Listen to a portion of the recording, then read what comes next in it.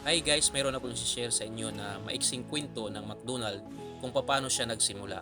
Ang McDonald ay isa sa pinakamalaking fast food chain sa buong mundo.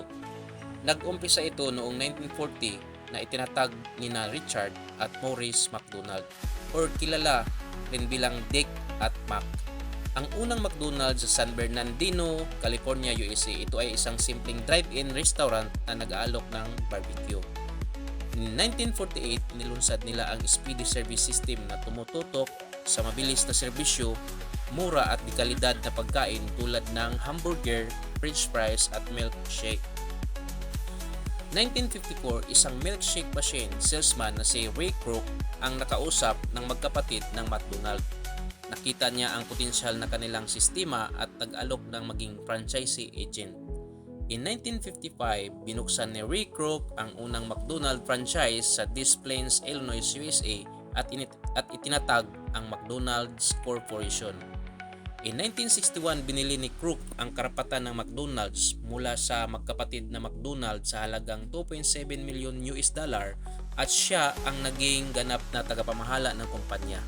Nagsimula ang international expansion ng McDonald's nito sa Canada at Puerto Rico noong 1967.